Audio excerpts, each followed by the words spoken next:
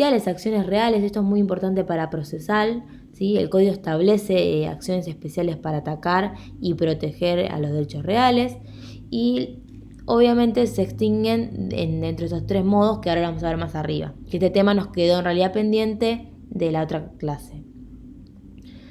Esto, perdón que voy rápido, pero ya lo vimos, ¿sí? Clasificación de los derechos reales. Vimos que había 4 clasificaciones importantes, que esto es muy bueno porque son poquitas. Vimos que se clasificaban sobre cosa propia y cosa ajena, ¿sí? Cuando el titular de la cosa es la misma persona, ¿sí?, que el titular del derecho real, que a su vez puede ser total o parcial. Total cuando soy el único titular, parcial cuando comparto. Total, por ejemplo, el dominio. Parcial, ¿se acuerdan? Digamos, el condominio, los conjuntos inmobiliarios, la propiedad horizontal. Y después vimos sobre cosa ajena, ¿sí? Cuando el titular del objeto es distinto al titular del derecho real. Teníamos de disfrute y de garantía. De disfrute era obviamente del uso y habitación, usufructo, entre otros, que justamente acá siempre el titular de la cosa es otro. Y de garantía, hipoteca, prende y anticresis. Pasamos a otra clasificación que es en principales y accesorios. Principales, sí, que se bastan a sí mismos. Accesorios están ligados a la suerte de un principal. Los de garantía siempre son accesorios, sin duda alguna. Vimos después, según sean sobre cosa registrable o no registrable. Obviamente la diferencia es simple, si se requiere registración o no. Y después si se ejerce o no por la posesión. Ya dijimos que hay solo 2 que no se ejercen por la posesión, que es la servidumbre y la hipoteca. Y vamos a ver en la unidad 2 bien justamente qué es la posesión. Voy acá, adquisición de los derechos reales, esto es un tema fundamental. Se puede decir que se adquieren por actos entre vivos, ¿sí?, cuando los efectos se producen en vida de las partes. Mortis causa, cuando se produce efectos después de la muerte. Por adquisición legal, prescripción adquisitiva o subasta judicial. Vamos al primero más fundamental, acto entre vivos, ¿sí? Puede ser de forma originaria o derivada. Originaria es decir cuando no viene transmitido por nadie, ¿sí? No hay alguien que me lo transmita, no hay un titular anterior, por así decirlo. Y derivada cuando justamente existe un titular anterior. Las originarias lo vamos a ver bien cuando veamos dominio. Nosotros, esto es muy muy importante, nos regimos por lo que es la teoría del título suficiente y modo suficiente. Recuerden que publicidad lo tomamos con pinzas, ¿sí? Siempre recuerden cómo se adquieren los derechos reales en principio, o por título suficiente y modo suficiente. Acá tienen el artículo del código, si lo quieren ver. ¿Qué es título suficiente? Recordamos, esto estuvo acá. El código lo define justamente como aquel título o documento que cumple con los requisitos de fondo y de forma, ¿sí? Con todos los requisitos de capacidad de legitimación y las solemnidades establecidas por ley. ¿Sí? Que no hay que confundirlo justamente con lo que es el justo título, que también lo explica lo que es el código. Acá, si quieren agregar algo más de título suficiente, lo que es el código, que es el acto jurídico, que tiene los requisitos establecidos por la ley y su finalidad es transmitir o constituir el derecho real. Que básicamente por eso son requisitos de fondo y forma. Si al título le llegara a faltar algún elemento de capacidad de legitimación, como puede ser, por ejemplo, la minoridad, o como puede ser que no haya venido con el apoyo si tenía capacidad restringida, ¿sí?, o legitimación si tenía un poder revocado, nos vamos a encontrar con un justo título. Es decir, recuerden, es aquel acto jurídico que le va a faltar algún requisito relacionado con la capacidad o la legitimación, es decir, de fondo. No de forma. Por eso recuerden que nosotros hablamos del boleto de compra y venta. El boleto de compra y venta no es justo título. ¿Por qué? Porque puede ser que justamente tenga capacidad de legitimación, pero con lo que no está cumpliendo la forma. Porque el código dice que para transmitir de derechos reales, transmitir, constituir y demás, se requiere para inmuebles y bienes registrables la escritura pública. Si yo estoy vendiendo un inmueble y lo hago por boleto de compra y venta, se entiende que es una promesa de escrituración. Modo, ¿qué es el modo? Es la tradición, ¿sí? Es la famosa entrega de la cosa, ¿sí?, que esté materialmente en posesión de la cosa. En principio siempre se ejercen por la posesión, que es lo que se denomina tradición posesoria.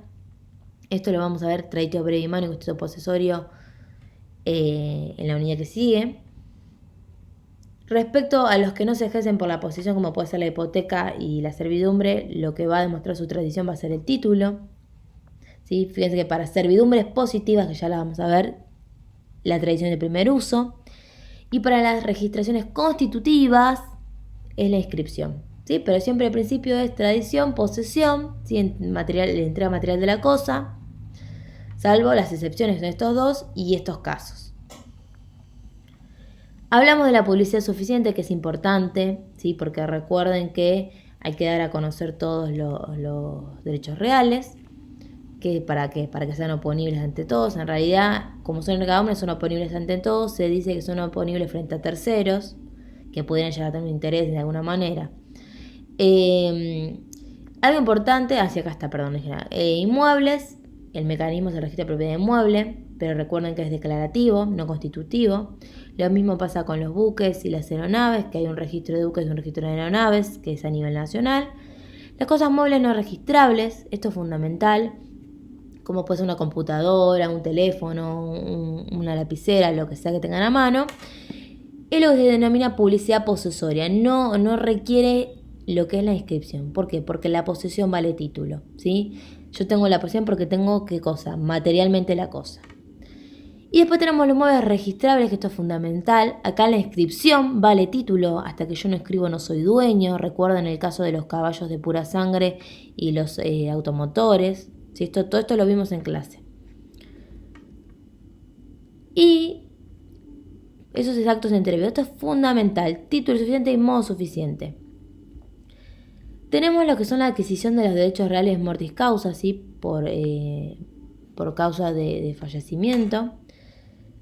Ustedes no tuvieron familia ni sucesiones, pero tienen que saber que cuando una persona fallece, lo suceden quienes, sus herederos.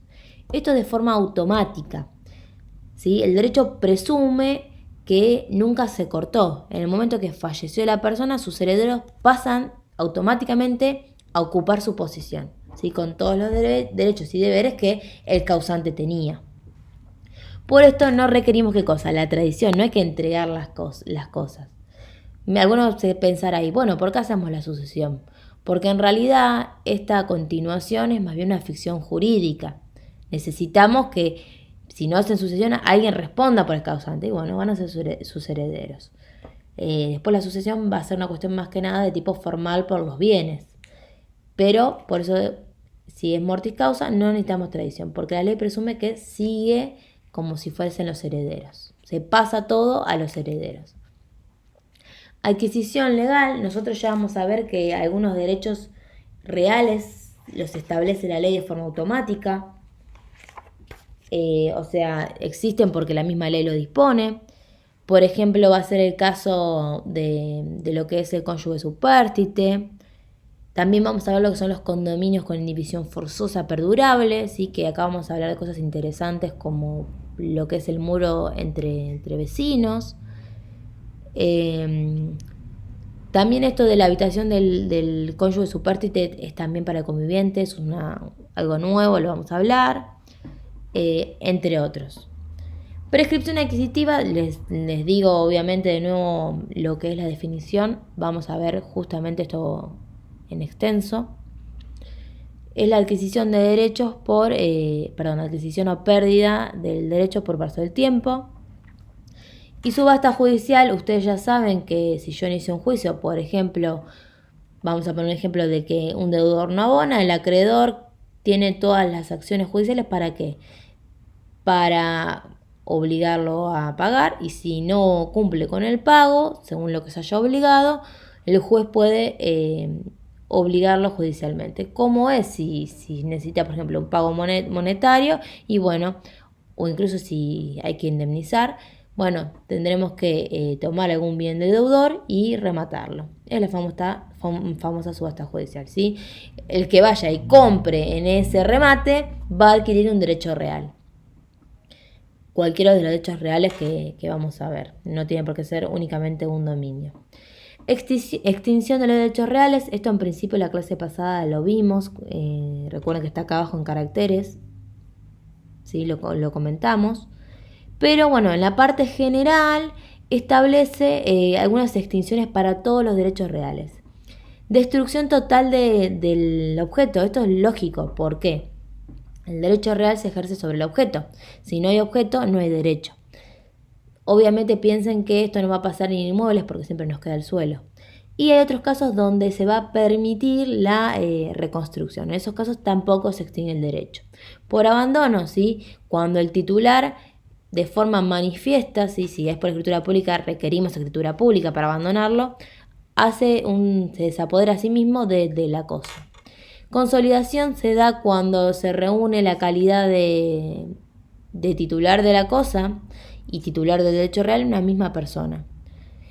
Ya que hablábamos de los efectos de la sucesión, imagínense como puede ser el caso de, ya lo vamos a ver, pero tal vez lo escucharon, lo que es transmitir la nuda propiedad de una cosa con reserva de un usufructo.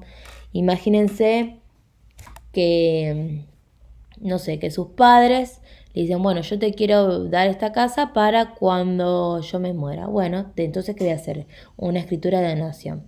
En la escritura de donación voy a decir, bueno, que te voy a ceder la nuda propiedad, ¿sí? La propiedad de la cosa, pero me voy a reservar el usufructo en vida, ¿sí? Hasta que yo fallezca. Cuando fallezca, el usufructo te lo va a pasar a vos. Es decir, recuerden que algunos lo sabían, el usufructo es el uso y goce.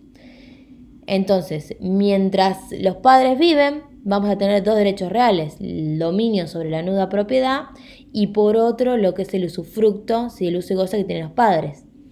Pero cuando estos fallezcan, heredan obviamente sus hijos y ¿qué va a pasar? Se va a consolidar ambos derechos, el dominio y el usufructo de una misma persona. También puede pasar, porque no con una hipoteca, ¿sí? Que el acreedor termine comprando el inmueble, que está hipotecado.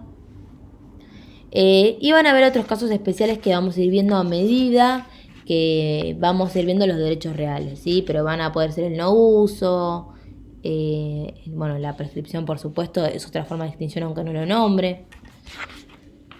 Básicamente eso es todo lo que está acá en el primer mapa mental de la unidad número 1. Si ustedes tienen dudas sobre qué temas entran, van a entrar todos estos que vimos, ¿sí? En la unidad 1. Y ahora tenemos que hablar de prescripción. Este fue un repaso rápido porque esto ya lo vimos en la otra clase, pero si tienen alguna duda me pueden escribir sin problemas.